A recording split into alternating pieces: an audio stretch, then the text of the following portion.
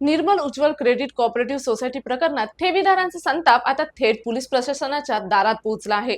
आज चंद्रपूरमध्ये निर्मल उज्ज्वलच्या ठेवीदारांचा भव्य न्याय मोर्चा काढण्यात आला। चंद्रपूर शाखेपासून सुरू झालेला हा मोर्चा थेट चंद्रपूर शहर पोलीस ठाण्यात पोहोचला आणि यावेळी मोठ्या संख्येने ठेवीदार, एजंट आणि खातेधारक उपस्थित होते। हातात निवेदन, मनात संताप आणि डोळ्यांसमोर एकच मागणी, आमचे पैसे आम्हाला परत द्या। पोलीस ठाण्यात पोहोचल्यानंतर ठेवीदारांनी आपल्या अडचणी आणि मागण्या प्रशासनासमोर मांडल्या। मुदत पूर्ण झालेल्या ठेवींची रक्कम अद्याप परत मिळत नसल्याचा आरोप करत या संपूर्ण प्रकरणाची सखोल आणि निष्पक्ष आर्थिक चौकशी करण्यात यावी अशी मागणी करण्यात आली। तसेच संस्थेचे अध्यक्ष, संचालक मंडळ आणि संबंधित जबाबदार व्यक्तींची चौकशी करून तपासात दोष आढळल्यास कायद्यानुसार एफआयआर दाखल करून कठोर कारवाई करण्यात यावी अशी मागणी ठेवीदारांनी केली आहे।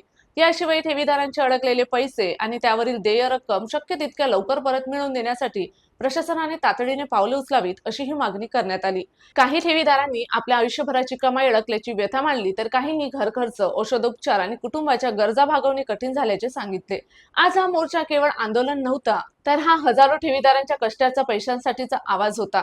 आज ठेवीदारांनी पोलीस प्रशासनाकडे मागण्या मांडल्या आहेत। या मागण्यांवर प्रशासन काय कारवाई करणार आणि ठेवीदारांच्या कष्टाच्या पैशांना न्याय कधी मिळणार याकडे आता संपूर्ण जिल्ह्याचे लक्ष लागले आहे।